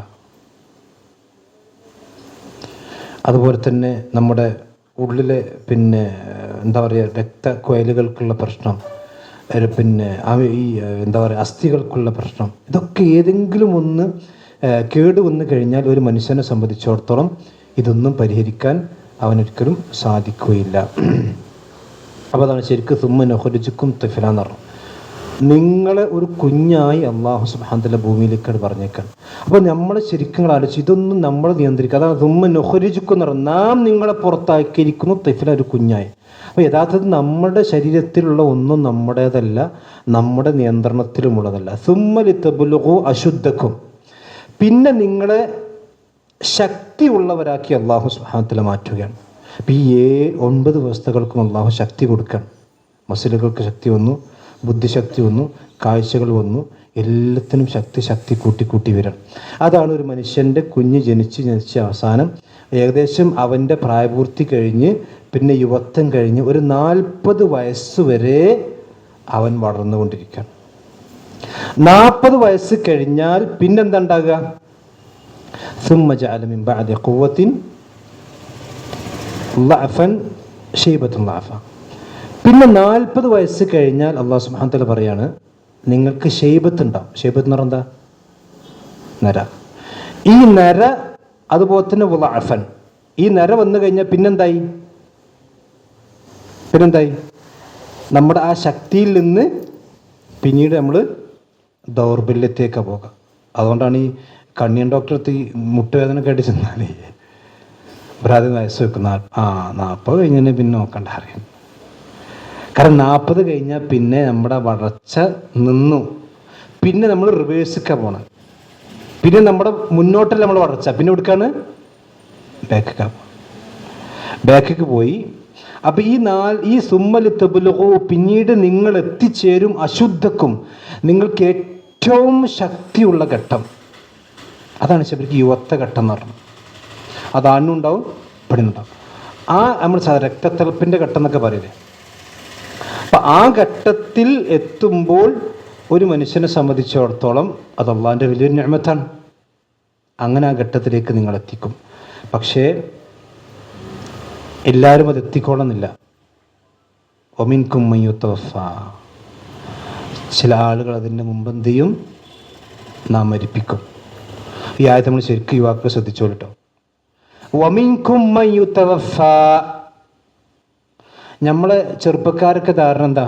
ഒരു 50 വയസ്സുവരെയൊക്കെ നമ്മൾ ജീവിക്കും, അതൊക്കെ കഴിഞ്ഞിട്ട് പള്ളിയിൽ പോവാം, അല്ലെങ്കിൽ ഒരു 45 കഴിഞ്ഞിട്ടൊക്കെ ഖുർആൻ എടുക്കുക. അത് ഖുർആൻ ക്ലാസ് അല്ല, അതൊക്കെ കുറച്ച് വയസ്സന്മാരുണ്ട്, നമുക്ക് 45 വയസ്സിട്ടൊക്കെ. അള്ളാഹ് പറയണം വമിൻകും മൻ സുമ്മ ലിതബ്ലുഗു അശുദ്ധക്കും വമിൻകും മൻ യുതവഫ, നിങ്ങളിൽ ചില ആളുകളെ ഈ പ്രായപൂർത്തി അല്ലെങ്കിൽ ഈ ശരീരശക്തി എത്തുന്നതിന് മുമ്പ് തന്നെ നാം മരിപ്പിക്കുന്നു. ഇപ്പം നിങ്ങൾ ആലോചിച്ച് നോക്കി, ഇപ്പം യുവാക്കൾക്കിടയിലുള്ള മരണത്തിൻ്റെ തോത് കുറയുകയാണോ കൂടുകയാണോ? കൂടല്ലേ. മാത്രം യുവാക്കൾ. ഇപ്പം ഞാൻ തെറാപ്പി ചെയ്യുന്നിടത്ത് എൻ്റെ ഒരു അയൽവാസി നമ്മൾ കാവട്ടുള്ള ചങ്ങായി, 28 വയസ്സുള്ളൂ. ഓന് 2 മണിക്കൂർ പനിച്ചു, ശരീരം കൊഴിഞ്ഞുപോയി. 2 മണിക്കൂർ പനിക്കാത്ത ഒരാൾ 2 മണിക്കൂർ പനിച്ചു, അവൻ്റെ ശരീരം കുഴഞ്ഞുപോയി. നമ്മുടെ തെറാപ്പിക്ക് വരാം. 28 വയസ്സുള്ള കുട്ടിയാണ്. ആലോചിച്ച്. ശരിക്കും നമ്മൾ അനുഭവിക്കുന്ന ആഫിയത്തും നമ്മൾ അനുഭവിക്കുന്ന അനുഗ്രഹമൊക്കെ എത്ര നന്ദി പറഞ്ഞാലും തീരാത്തതാണ് സഹോദരൻ. നിങ്ങൾ ആലോചിച്ച്. അപ്പോൾ യുവത്വ ഘട്ടം എന്ന് പറഞ്ഞാൽ എനിക്കിനി കുറേ ഉണ്ടെന്നല്ല. വമിൻകും മൻ യുതവഫ, ഈ നിങ്ങൾ ശദീദായ നിങ്ങളുടെ ശരീരം മസിൽ പവർ ഉള്ളതിൻ്റെ എത്തുന്നതിന് മുമ്പ് തന്നെ, അല്ലെങ്കിൽ ആ ഘട്ടത്തിൽ തന്നെ ചില ആളുകൾ എന്ത് ചെയ്യും? ഞാൻ മരിപ്പിക്കും. അവർ മനുഷ്യനെ സംബന്ധിച്ചിടത്തോളം എത്രയാണ് ആയുസ് എന്ന് ആർക്കും പറയാൻ കഴിയില്ല. ഒരു മോങ്ങത്തങ്ങാടിക്ക് ഇറങ്ങി പല വീഡിയോകൾ നമ്മൾ കാണുന്നുണ്ടല്ലോ, എങ്ങനെ കാറും ജീപ്പൊക്കെ ഇക്കൂടെ വരുന്നതെന്ന് അറിയില്ല. ഡിവൈഡറൊക്കെ ചാറിക്കിടന്ന് ഇവനെ കുത്താനായി ജീപ്പ് കൊണ്ട് വരിക. ശരി, ബസ് സ്റ്റോപ്പിൽ കാത്ത് നിൽക്കണം. ഇപ്പം നിങ്ങൾ ആലോചിച്ചാൽ കഴിഞ്ഞ മംഗലാപുരത്ത് നടന്ന അപകടം നമ്മുടെ ഏറ്റവും അടുത്ത ഒരു സുഹൃത്തിൻ്റെ 2 പെങ്ങന്മാരും അദ്ദേഹത്തിൻ്റെ അനിയൻ്റെ കുട്ടിയും അതുപോലെ തന്നെ പെങ്ങളെ കുട്ടിയും അമ്മായിയും 5 ആളുകൾ ഒരേ കുടുംബത്തിൽപ്പെട്ട പെണ്ണുങ്ങളാണ് മരിച്ചത്. എന്താണ് ഓരോ നാട്ടിലെത്തി റോഡ് സൈഡിൽ, ഹൈവേലല്ല, റോഡ് സൈഡിൽ ഓട്ടോ ഇറങ്ങാൻ നിൽക്കണം. അപ്പോഴാണ് ബസ് വന്ന് കുത്തണത്. 5 ആൾ മരിച്ചു ഒരു കുടുംബത്തിൽ. ഇതേ കുടുംബത്തിൽപ്പെട്ട പിന്നെ ഈ മരിച്ച ആളുകളുണ്ട്, പെങ്ങന്മാരുടെ വേറെ 2 പെങ്ങന്മാരും 7 ആളുകൾ അടങ്ങുന്ന കുടുംബം. അതിന് തൊട്ടപ്പുറത്ത് ഒരു സ്ഥലത്ത് വെച്ച് 2 വർഷം മുമ്പ് ആക്സിഡൻറ്റ് മരിച്ചു. നിങ്ങൾ ആലോചിച്ച് നോക്കി. അതിൽ മരിച്ച കുട്ടി പിന്നെ അതിൻ്റെ വാപ്പ അന്ന് 2 ദിവസം മുമ്പ് ഗൾഫിൽ നിന്ന് വന്നിട്ടുള്ളൂ. അപ്പോൾ ആ കുട്ടി വാശി പിടിച്ച ഓട്ടോറിക്ഷ കയറിയതാണ്. നമ്മളങ്ങനെ പിന്നെ നമ്മൾ പറയാം എന്തിനാ ഇപ്പോൾ ഓട്ടോറിക്ഷ കയറിയത്, ആ സമയമാകുമ്പോൾ കയറും. ഞാൻ പറഞ്ഞ മരണത്തിനൊരു പ്രായമില്ല. ഏത് സമയത്തും മരണം വരാം, ഏത് സമയത്തും ആഫിയത്ത് നഷ്ടപ്പെടാം. അള്ളാഹു നമ്മെല്ലാം കാത്തിരക്ഷിക്കുമാറാവട്ടെ. അപ്പോൾ അതാണ് വമിൻകും മൻ യുതവഫ എന്ന് പറഞ്ഞാൽ, നിങ്ങളിൽ നിന്ന് ഈ അശുദ്ധത്തിൻ്റെ മുമ്പ് മരണപ്പെടുന്നവരുണ്ട്. യുവാക്കൾ മരിക്കുന്നു, കുഞ്ഞുങ്ങൾ മരിക്കുന്നു, പ്രായമുള്ളവർ മരിക്കുന്നു, അതുപോലെ തന്നെ പിന്നെ യുവത്വത്തിന് മുമ്പുള്ള ആളുകൾ മരിക്കുന്നു. വമിൻകും നിങ്ങളെ കൂട്ടത്തിലുണ്ട് മൻ യുറദ്ദു ഇല അർദലിൽ ഉമർ, ഞാൻ നിങ്ങളെ മടക്കി. അവിടെ നോക്കി, വമിൻഹും മൻ യുറദ്ദു എന്നാണ് പറഞ്ഞത്. വമിൻകും മൻ നിങ്ങളെ വളർത്തുന്നു എന്നല്ല, ആ പ്രയോഗം ശ്രദ്ധിക്കണം. അർദൽ ഉമറിലേക്ക് ഞാൻ നിങ്ങളെ മടക്കി കൊണ്ടുവരുന്നു എന്ന് പറഞ്ഞത്. അതായത് ഒരു മനുഷ്യൻ്റെ തുടക്കവും അവസാനവും അവൻ അശക്തനാണ്. തുടക്കവും അവസാനത്തിലും അവൻ എന്താണ്? അശക്തൻ. തുടക്കത്തിൽ ഓനെന്ത് ചെയ്യാൻ കഴിയില്ല, നീച്ചെടുക്കാൻ പറ്റൊന്നും കഴിയില്ല. നല്ലോണം പ്രായമായാലോ, പ്രായാലും കഴിയില്ല. അപ്പം ഈ 2 അശക്തതകൾക്കിടയിലുള്ള സമയമാണ് ഒരു മനുഷ്യന് നീച്ചെടുക്കാനുള്ളത്. മനസ്സിലായില്ലേ? അതെ, വമിൻകും മൻ യുറദ്ദു എന്നല്ല പറഞ്ഞത്. നിങ്ങളെ അവൻ മടക്കുന്നു, അവൻ വളർത്തുന്നു എന്നല്ല, അവൻ മടക്കി കൊണ്ടുവരുന്നു. ഇല അർദലിൽ ഉമരി, ഉമർ എന്ന് പറഞ്ഞ വയസ്സ്. അർദൽ എന്ന് പറഞ്ഞാൽ റദീൽ എന്ന് പറഞ്ഞാൽ ശരിക്കും മോശമായ എന്നർത്ഥം. അപ്പോൾ ഏറ്റവും മോശമായ ഒരു ഘട്ടത്തിലേക്ക് നാം നിങ്ങളെ തിരിച്ചു കൊണ്ടുവരുന്നു. എന്താ ഘട്ടത്തിൽ പ്രത്യേകത? ലിക്കൈ ലാ യഅലമ മിൻ ബഅദി ഇൽമി ശൈഅ. ലിക്കൈ ലാ യഅലം, നിങ്ങൾക്കൊന്നും തന്നെ അറിയാത്ത അവസ്ഥ. മിൻ ബഅദി ഇൽമിൻ ശൈഅൻ, നിങ്ങളൊക്കെ പഠിച്ച് മനസ്സിലാക്കിയവരായിരുന്നു. പക്ഷേ ഈ വയസ്സി പിന്നെ എന്താ പറയുക, പ്രായാധിക്യത്തിൻ്റെ അങ്ങേയറ്റത്തെത്തിക്കഴിഞ്ഞാൽ നിങ്ങൾക്ക് ഒന്നും അറിയില്ല. അപ്പം നല്ല പ്രായം കൂടിയ ഒരു മനുഷ്യനെ സംബന്ധിച്ച്, അല്ലെങ്കിൽ അമ്മയാണെങ്കിൽ അമ്മയോട് ചോദിക്കുക ഇതാരാണ് ഉമ്മ, എന്താ പറയുക, അങ്ങനെ കണ്ണൊക്കെ വെക്കും. ഇത് നിങ്ങളെ മോനാണെന്ന് വെച്ചാൽ അറിയാം. പിന്നെ പിറ്റേന്ന് വെച്ചാലോ അറിയില്ല. മിൻ ബഅദി ഇൽമിൻ ശൈഅൻ, നിങ്ങളെല്ലാം മനസ്സിലാക്കിയിട്ടും ആ ഇൽമിന് ശേഷം നിങ്ങൾക്ക് ഒന്നും അറിയാത്ത അവസ്ഥയിലേക്ക് അല്ലാഹു സുബ്ഹാനഹു വ തആല നിങ്ങളെ മടക്കും. ഇത് നമ്മൾ അള്ളാഹുവിനോട് ശരണം തേടേണ്ട ഒരു സംഗതിയാണ്. അതായത് ഒരു മനുഷ്യൻ്റെ വാർദ്ധക്യാവസ്ഥ എന്ന് പറയുന്നത്, അഥവാ മറ്റുള്ളവരുടെ അഥവാ പരസഹായം സ്വീകരിച്ചുകൊണ്ട് ജീവിക്കേണ്ട അവസ്ഥ എന്ന് പറയുന്നത് ഒരു മനുഷ്യൻ്റെ ജീവിതത്തിൽ ഒരു വലിയ പരീക്ഷണ ഘട്ടം തന്നെ. അള്ളാഹു നമ്മെല്ലാം കാത്തിരക്ഷിക്കുമാറാവട്ടെ. നബി സല്ലല്ലാഹു അലൈഹി വസല്ലം പ്രാർത്ഥിച്ചു, അല്ലാഹുമ്മ ഇന്നി അഊദു ബിക അൻ ഉറദ്ദ ഇലാ അർദലിൽ ഉമർ. അള്ളാഹുവേ, പ്രായാധിക്യം കൊണ്ട് അവശനാകുന്നൊരു ഘട്ടത്തിൽ നിന്ന് ഞാൻ നിന്നോട് കാവൽ ചോദിക്കും. കാരണം ആ ഘട്ടം എന്ന് പറഞ്ഞാൽ നമ്മളെ സംബന്ധിച്ചിടത്തോളം പ്രയാസമായിരിക്കും, മറ്റുള്ളവരെ സംബന്ധിച്ചെന്തായിരിക്കും, പ്രയാസമായിരിക്കും. മനസ്സിലായില്ലേ? ഇനി അങ്ങനെ ആൾക്കൊരു ജീവിതം കൊടുത്തു കഴിഞ്ഞാൽ അത് മറ്റുള്ളവർക്ക് ഒരു പരീക്ഷണം കൂടിയായിരിക്കും, അത് വേറെ വിഷയം. ആ മനുഷ്യനും പരീക്ഷണമായിരിക്കും. പിന്നെ എന്താ പറയുക, പിന്നെ ഹസ്സാൻ ബിൻ സാബിത്ത് അല്ല, അനസ് റളിയല്ലാഹു അൻഹു തോന്നുന്നു. അനസ് റളിയല്ലാഹു അൻഹു മരിക്കുമ്പം അദ്ദേഹത്തിന് 100-ലധികം പേരക്കുട്ടികളുണ്ടായിരുന്നു. ഇത്രയും വയസ്സായിട്ടാണ് മരിച്ച്. 100-ലധികം പേരക്കുട്ടികൾ. മനസ്സിലായില്ലേ? അങ്ങനത്തെ സാബത്തുണ്ട്. പക്ഷേ നബി സല്ലല്ലാഹു അലൈഹി വസല്ലം, അബൂബക്കർ സിദ്ദീഖും ഉമറുൽ ഖത്താബൊക്കെ ഏകദേശം 60-ൻ്റെയും 70-ൻ്റെയും ഇടയിലുള്ള പ്രായത്തിലാണ് മരിച്ചിട്ടുള്ളത്. ഇതിനടുത്ത് അപ്പുറത്തേക്ക് പോയാൽ അതാന്നല്ല കേട്ടോ ഉദ്ദേശം. പക്ഷെ അർദലുൽ ഉംറിൽ നിന്ന് നമ്മൾ എന്ത് ചെയ്യണം? അള്ളാഹുവിനോട് ശരണം ചോദിക്കുക. അതെന്താ അവിടെ അള്ളാഹ് പറഞ്ഞത്? മിൻ ബഅദി ഇൽമിൻ ഷൈഅൻ, നിങ്ങൾക്കൊന്നും അറിയില്ല എന്ന് പറഞ്ഞാൽ ഒരു മനുഷ്യൻ്റെ ബുദ്ധിയും ഓർമ്മശക്തിയും ഒക്കെ നശിച്ചു പോയതിന്. പിന്നെ അൽഷിമേഴ്സ് എന്നാണ് ഇപ്പോൾ സാധാരണ നമ്മൾ പറയുക, അൽഷിമേഴ്സ് രോഗം എന്ന് പറയും. അതായത് പിന്നെ അമേരിക്കൻ പ്രസിഡൻ്റ് ആയിരുന്ന ഒരു വ്യക്തിക്ക് അൽഷിമേഴ്സ് രോഗം ഉണ്ടായിരുന്നു. എത്ര പേരിപ്പം ഓർമ്മയിട്ടില്ല.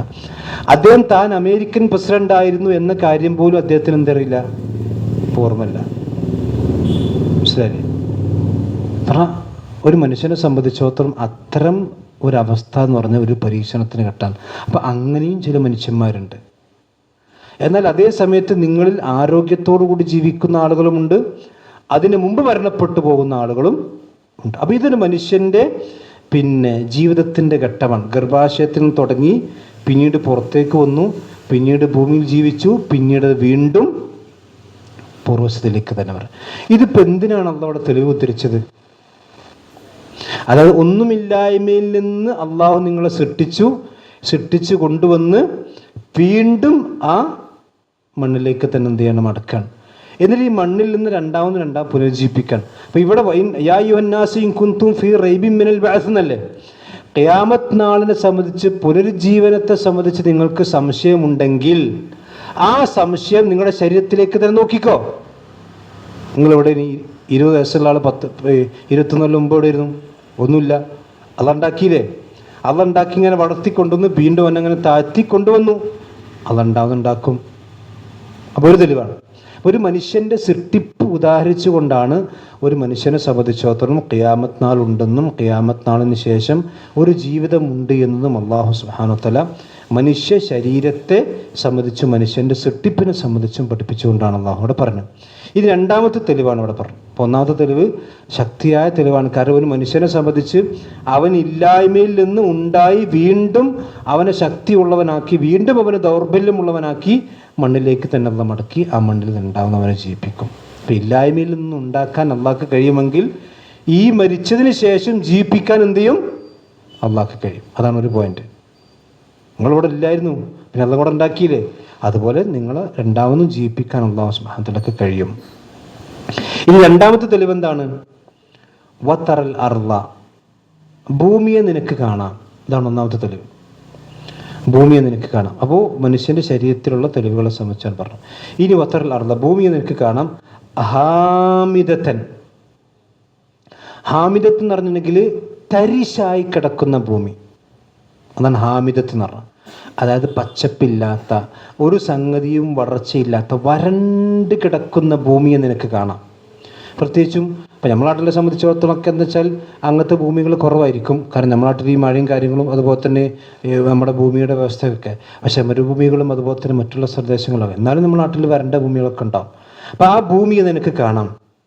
എതിരുള്ള പറയുന്നത് ഫഇദ അൻസൽന അലൈഹൽ മാ, നാം ആകാശത്തിൽ നിന്ന് അതിൽ വെള്ളമിറക്കിയാൽ, ആകാശത്തിൽ നാം അല്ലാഹു സുബ്ഹാനഹു വ തആല മഴ ഇറക്കിക്കഴിഞ്ഞാൽ ആ ഭൂമി എന്ത് ചെയ്യും? ഇഹ്തസ്സത്ത്.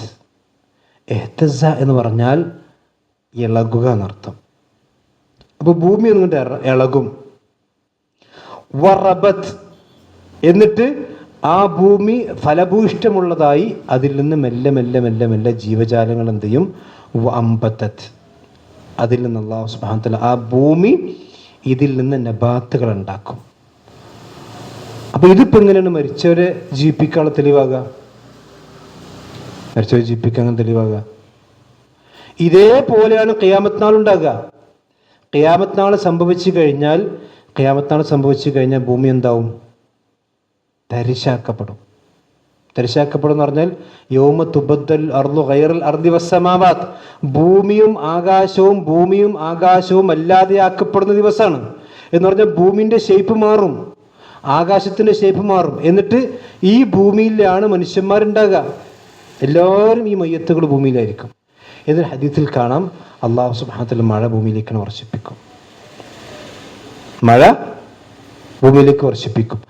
ആ മഴ പെയ്യുന്നതോടുകൂടി എന്താവും? ഖബറിൽ നിന്ന് മനുഷ്യന്മാർ മുളച്ചിങ്ങനെ വരും. അതായത് ഈ ഒരു വൃക്ഷം ഭൂമിയിൽ നിന്ന് മുളച്ചു വരുന്നത് പോലെ എന്ത് ചെയ്യും? മനുഷ്യന്മാരിങ്ങനെ ഖബറിൽ നിന്ന് എണീറ്റ് വരും. ആദ്യം എണീറ്റ് വരുന്ന ആരാ? നബി സല്ലല്ലാഹു അലൈഹി വസല്ലം ആയിരിക്കും. ആദ്യം എണീറ്റ് വരുന്ന നബി സല്ലല്ലാഹു അലൈഹി വസല്ലം ആയിരിക്കും. അപ്പം നബി സല്ലല്ലാഹു അലൈഹി വസല്ലമ നമ്മൾ എണീറ്റിട്ട് എവിടേക്കാ പോണത്? മഹ്ശറിലേക്കാ പോണത്. ഈ മഹ്ശർ എന്ന് പറഞ്ഞാൽ എവിടെ? മഹ്ശർ എവിടെ? ഇവിടെ തന്നെ. ഭൂമിയും ആകാശവും അല്ലാതെ ആക്കപ്പെടുന്ന സ്ഥലമാണ് ഈ മഹ്ശർ എന്ന് പറഞ്ഞത്. ഈ മഹ്ശർ ഇവിടെ തന്നെയാണ്.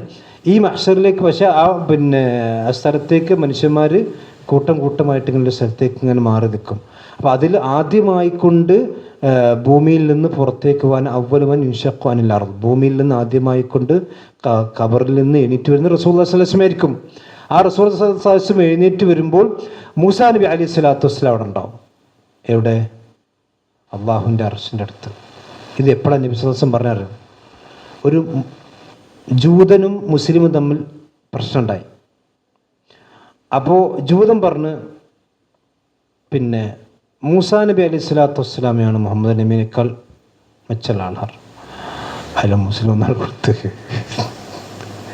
മുസ്ലിം എന്ത് ചെയ്ത് ഒന്നാണ് ചാമ്പി.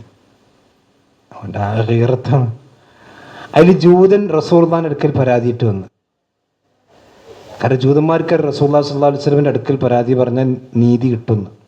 അപ്പം എന്താ കേസ് എന്ന് ചോദിച്ചു. അപ്പോൾ കേസ് ഇതാണ്, പിന്നെ മൂസാ നബി അലൈഹി സ്വലാത്തു വസ്സലാമയെക്കാളും നിങ്ങളെക്കാളും മൂസാ നബിയെ ഇയാൾ എന്ത് ചെയ്തു? പൊന്തിച്ച് പറഞ്ഞു. അപ്പം ഞാനൊന്നാണ് കൊടുത്തു പറഞ്ഞു. അപ്പോൾ റസൂലുള്ളാഹി സ്വല്ലല്ലാഹു അലൈഹി വസല്ലം പറയാണ്, നിങ്ങൾ എന്നേക്കാളും മൂസാ നബിയേക്കാളും നിങ്ങൾ എന്നെപ്പറ്റി പൊന്തിച്ച് പറയണ്ട. കാരണം ഞാനാണ് ഭൂമിയിൽ നിന്ന് ആദ്യമായിട്ട് എന്ത് ചെയ്യുക? എഴുന്നേറ്റ് വരിക. ആ എഴുന്നേറ്റ് വരുമ്പോൾ മൂസാ നബി അലൈഹി സ്വലാത്തു വസ്സലാം, അപ്പോഴാണ് നബി ഇത് പറഞ്ഞു, മൂസാ നബി അലൈഹി സ്വലാത്തു വസ്സലാം അള്ളാഹുവിൻ്റെ അർശിൻ്റെ ഒരു ഖിവാം, ഒരു തൂണിൻ്റെ അടുക്കലുണ്ടാകും. അപ്പോൾ വൈദാ നുഫിഖ ഫിസ്സൂരി ഫസഅഖ മൻ ഫിസ്സമാവാതി വൽ അർദ് എന്നുണ്ടല്ലോ, എല്ലാവരും ബോധം കെട്ടു വീഴുന്നുണ്ടല്ലോ. അപ്പോൾ ആ ബോധം കെടുതലിൽ നിന്ന് ആരൊഴിവാണ്? മൂസാ നബി അലൈഹി സ്വലാത്തു വസ്സലാം ഒഴിവാണ്. കാരണം എന്തുകൊണ്ടാണ് അറിയോ? മൂസാ നബി ഒരിക്കൽ ബോധം കെട്ടിട്ടുണ്ട്. എപ്പോഴാണ് ബോധം കെട്ട്? മൂസാ നബി അലൈഹി സ്വലാത്തു വസ്സലാം അള്ളാഹുമായിട്ട് സംസാരിച്ചപ്പോൾ മൂസാ നബിക്ക് ഒരു പൂതി. എന്ത് പൂതി? അള്ളാഹിനൊന്ന് സംസാരിക്കുന്നുണ്ട്, കലാം കേൾക്കുന്നുണ്ട്, ശബ്ദം കേൾക്കുന്നുണ്ട്. പക്ഷെ അള്ളാഹിനോട്ട് നേരിട്ട് കണ്ടാൽ കുഴപ്പമില്ല. അപ്പം അള്ളാഹു നിന്നെ എനിക്കൊന്ന് കാണണം എന്ന് പറഞ്ഞു. അപ്പം അള്ളാഹു പറഞ്ഞില്ല തറാനി, ഇപ്പം കാണാൻ കഴിയില്ല. ആ മലയിലേക്ക് നോക്കുന്നു പറഞ്ഞു. അങ്ങനെ ആ മലയിൽ അള്ളാഹു പ്രത്യക്ഷപ്പെടുമ്പോൾ മൂസ സയഖൻ, മൂസാന് ബോധം പെട്ടു. അതൊന്നൊന്നര ബോധങ്ങളല്ല. ആ ബോധം കടലിൽ നിന്ന് ഉള്ളത് കൊണ്ട് മൂസാ നബി ഇതിന് രക്ഷപ്പെടുത്തി. ഞാൻ പറഞ്ഞ വെച്ചാൽ പിന്നെ ഓരോ പ്രവാചകന്മാർക്കും ആ പ്രവാചകന്മാരുടെ പ്രത്യേകത ഉണ്ട്. അപ്പം ഭൂമിയിൽ നിന്ന് മനുഷ്യന്മാർ ഒരു മഴ വർഷിച്ചതിന് ശേഷമാണ് എന്ത് ചെയ്യുക? ഒരു പിന്നെ മുകളിൽ നിന്നൊരു വെള്ളം വന്നതിന് ശേഷമാണ് ഈ മനുഷ്യന്മാർ ഉയർന്നു വരിക. ആ ഉയർന്നു വരുന്നത് കൊണ്ടാണ് പിന്നെ അതാണ് അമ്പത്തത് മീൻ കുല്ലി സൗജിൻ ബഹീജ്, എല്ലാ ഇണകളിൽ നിന്നുമുള്ള സൃഷ്ടികൾ അള്ളാഹു സുബ്ഹാനഹു വ തആല എന്ത് ചെയ്യും? ഭൂമിയിൽ നിന്ന് ബഹീജായിട്ട് നല്ല ഭംഗിയുള്ള നല്ല കാണാൻ ചന്തമുള്ള പിന്നെ ഇണകളായിട്ട് അള്ളാഹു സുബ്ഹാനഹു വ തആല ഭൂമിയിൽ എന്ത് ചെയ്യും? മനുഷ്യന്മാരെ അല്ലെങ്കിൽ ഈ പിന്നെ എന്താ പറയുക സസ്യലതാദികളെ അള്ളാഹു മുളപ്പിക്കുന്നു. ഈ മുളപ്പിക്കുന്നത് എന്തിന് തെളിവാണ്? മരിച്ചതിന് ശേഷം അള്ളാഹു നിങ്ങളെ ജീവിപ്പിക്കും എന്നതിൻ്റെ തെളിവാണ് ഈ രണ്ട് തെളിവ് അള്ളാഹു കൊടുത്തത്. അതുകൊണ്ടാണ് വൈൻ കുന്തും ഫി റൈബിൻ മിനൽ ബഅസി. ഒന്നാമത്തെ തെളിവ് മനുഷ്യനാണ്. രണ്ടാമത്തെ തെളിവ് മരണാനന്തര ശേഷം ഒരു ജീവിതമുണ്ട് എന്നതിന് സ്വന്തം ശരീരത്തിലേക്ക് നോക്കിയാൽ മനുഷ്യന് കാണാൻ കഴിയും. ഇനി അതല്ലെങ്കിൽ തൻ്റെ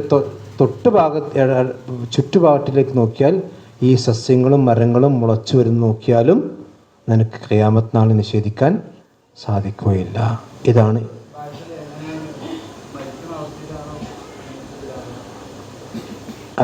പിന്നെ അള്ളാഹു പ്രവാചകൻ സല്ലല്ലാഹു അലൈഹി വസല്ലം പറഞ്ഞത്, ഓരോ മനുഷ്യനും ഖിയാമത്ത് നാളിൽ അവൻ്റെ മരണത്തിൻ്റെ അവസ്ഥയിൽ തന്നെയായിരിക്കും ഖിയാമത്ത് നാൾ വരിക. എന്ന് പറഞ്ഞാൽ മോശപ്പെട്ട അവസ്ഥയാണെങ്കിൽ മോശപ്പെട്ട അവസ്ഥയിലാണ് ഖിയാമത്ത് നാൾ വരിക. നഊദു ബില്ലാഹി മിൻ ദാലിക്. രണ്ടാമത്തെ കാര്യം നല്ല അവസ്ഥയിലാണെങ്കിൽ നല്ല. അതുകൊണ്ടാണ് ഷഹീദുകൾ, അള്ളാഹുവിൻ്റെ മാർഗ്ഗത്തിൽ രക്തസാക്ഷികളായവർ, അവരുടെ രക്തം ഉറ്റിക്കൊണ്ടായിരിക്കും ഖിയാമത്ത് നാളിൽ അവർ പരലോകത്തേക്ക് വരിക. അവിടെ രക്തത്തിന് കസ്തൂരിയുടെ സുഗന്ധത്തേക്കാൾ വാസന. കാരണം രക്തം പഴയതാണെങ്കിൽ ദുർഗന്ധം ഉണ്ടാവുമല്ലോ, പക്ഷെ ആ ദുർഗന്ധം ഉണ്ടാവില്ല. സുഗന്ധമുള്ള രക്തമുറ്റിയവരായിരിക്കും ഖിയാമത്ത് നാൾ വരിക. എങ്ങനെയാണോ ഒരു മനുഷ്യൻ മരണപ്പെട്ടത് ആ അവസ്ഥയിലേക്ക് എന്ന് പറഞ്ഞാൽ നല്ല ഹുസ്നുൽ ഖാത്തിമയാണോ അവൻ നല്ല അവസ്ഥയിലേക്ക് വരും. അതെല്ലാം മോശപ്പെട്ട അവസ്ഥയിലാണോ, ഓണത്തിനും മറ്റേതിനൊക്കെ തുള്ളുന്ന അവസ്ഥയിലാണ് മരിച്ചതെങ്കിൽ മോശപ്പെട്ട നഊദുബില്ലാഹി മിൻ ദാലിക് അങ്ങനത്തെ അവസ്ഥയിലായിരിക്കും ഉണ്ടാകുക. അതുകൊണ്ടാണ് ഉറങ്ങാൻ കിടക്കുമ്പോഴും അവസ്ഥയൊക്കെ നമ്മൾ ബിസ്മിക്കല്ലാഹു മമ്മൂത്ത് വയ്യ നല്ല കാര്യങ്ങൾ പറഞ്ഞുകൊണ്ട് കിടക്കണം എന്ന് പറഞ്ഞു.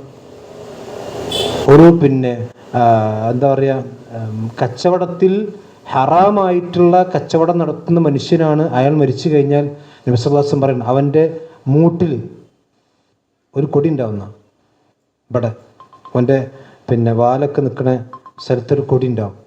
ആ കൊടി നമുക്ക് പറിച്ചിടാൻ കഴിയില്ല. അബിദിൻ്റെ ഗദ്ദാർ എന്നാണ് വഞ്ചകൻ എന്ന ചതിയൻ. ആ കൊടിയുടെ മൂട്ടിലുണ്ടാവുന്നത് ആ കൊടി ഇതാക്കിയിട്ടാണ് വരിക. അതുപോലെ തന്നെ മുഅദ്ദിനുകൾ ബാങ്ക് കൊടുക്കുന്നവരാണെങ്കിൽ നബി സല്ലല്ലാഹു അലൈഹി വസല്ലം പറയണം അവിടെ കഴുത്ത് നീണ്ടവരായിരിക്കും. അപ്പം ഇന്ന് കഴുത്തധികം നീണ്ടെന്ന് പറഞ്ഞാൽ ഒരു സൗന്ദര്യമില്ലായ്മയാണ്. പക്ഷേ മഹ്ശറിലെത്തുമ്പോൾ അള്ളാഹുവിൻ്റെ പള്ളിയിൽ നിന്ന് ജനങ്ങൾക്ക് ബാങ്ക് കൊടുത്ത ആളുകളാണെങ്കിൽ അവർക്ക് ഒരു ആദരവായി അള്ളാഹു സുബ്ഹാനഹു വ തആല അവർ തിരിച്ചറിയുന്ന രൂപത്തിലാണ് വരിക. ഇപ്പം നമ്മൾ കാഫറുകളൊക്കെ വരുന്ന രൂപം നമ്മൾ സുഹൃത്ത് താഹ വിശദീകരിച്ച് പറഞ്ഞിട്ടുണ്ട്. മനസ്സുൽ മുജ്രിമീൻ യൗമഇദിൻ സുർഖ, നീല നിറത്തിലായിരിക്കും അവർ വരിക. മുത്തക്കബ്ബിറുകളാണെങ്കിൽ അഹങ്കാരികളാണെങ്കിൽ ഉറുമ്പിൻ്റെ വലുപ്പത്തിലായിരിക്കും അവർ വരിക. അപ്പോൾ ഭൂമിയിൽ എങ്ങനെയാണ് ഒരു മനുഷ്യൻ ജീവിച്ചത്, അതുപോലെ തന്നെ വിശ്വാസികളാണെങ്കിൽ അവർ ഖുർറം മുഹജ്ജലിന മിൻ ആസാരിൽ വുദൂഇ, വുദൂവിൻ്റെ അടയാളങ്ങൾ പ്രകാശിക്കുന്ന രൂപത്തിലായിരിക്കും ഖിയാമത്ത് നാളിലേക്ക് വരിക. അല്ലാഹു തൗഫീഖ് ചെയ്യുമാറാവട്ടെ. അപ്പോൾ ഇങ്ങനെ പല രൂപത്തിലാണ് വരിക. അപ്പോൾ ദുനിയാവിൽ എങ്ങനെ ഒരു മനുഷ്യൻ്റെ ജീവിതം ആ രൂപത്തിൽ തന്നെയാണ് വരിക. പിന്നെ റസൂൽ പറഞ്ഞു ഖിത്താൻ ചെയ്യാത്തവരായി, അതുപോലെ തന്നെ നഗ്നന്മാരായി, ചെരുപ്പ് ധരിക്കാത്തവരായിരിക്കും, വസ്ത്രം ഉണ്ടാവില്ല. പക്ഷെ വിശ്വാസികൾക്ക് അവർ അല്ലാഹു സുബ്ഹാനഹു വ തആല പ്രകാശത്തിൻ്റെ വസ്ത്രം പിന്നീട് കൊടുക്കും. അതല്ലാതെ അസ്ലിയായിട്ട് മനുഷ്യൻ നഗ്നരായിക്കൊണ്ടായിരിക്കും. കാര്യം അതാണ് കബ അഖ്റജക അബവൈക്കും മിൻ ബുതൂനി ഉമ്മഹാത്തിക്കും എന്നുള്ള പറഞ്ഞു. നിങ്ങളുടെ ഉമ്മാൻ്റെ വയറ്റിൽ നിന്ന് വരുമ്പോൾ എന്താണ് ആ അവസ്ഥ, അതേപോലെ തന്നെയാണ് ഇവിടുന്ന് ഖിയാമത്ത് നാൾക്കും പോകേണ്ടത്. ഉമ്മാൻ്റെ വയറ്റിൽ നിന്ന് വരുമ്പോൾ നമുക്കൊന്നും അറിയില്ലല്ലോ. അതേപോലെ തന്നെയാണ് ഇവിടെ നേരത്തെ പറഞ്ഞില്ലേ, പ്രായാധിക്യം കൂടുമ്പോഴൊന്നും അറിയില്ല. ഇപ്പം രണ്ടും അറിവില്ലായ്മയാണ്. ഉമ്മാൻ്റെ വയറ്റിൽ നിന്ന് വരുമ്പം നമുക്ക് ദുമ്മയെന്നറിയോ, ദുവാപ്പയെന്നറിയോ, ദുല്ലിപ്പെന്നറിയോ, അതൊക്കെ പിന്നെ നമ്മൾ പഠിച്ചുണ്ടാക്കുകയാണല്ലോ. ദുമ്മയാണ്, വാപ്പയാണ്, വല്ലിപ്പെന്നൊക്കെ പഠിച്ചുണ്ടാക്കുകയാണ്. അപ്പോൾ ഒരു മനുഷ്യനെ സംബന്ധിച്ചിടത്തോളം പരലോകമുണ്ട് എന്നതിന് അവൻ്റെ ശരീരം തന്നെയാണ് ഏറ്റവും വലിയ തെളിവ്.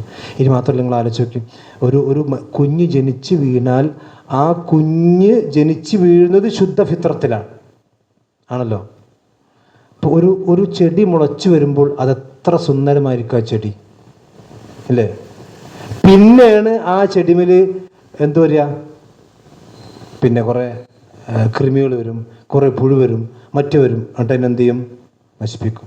ഇതേപോലെ കുഞ്ഞ് ജനിച്ച് വീഴുമ്പോൾ ആ കുഞ്ഞ് ഫിത്രത്തിലാണ് എന്ന് പറഞ്ഞാൽ ശുദ്ധമായ പ്രകൃതിയിലാണ്.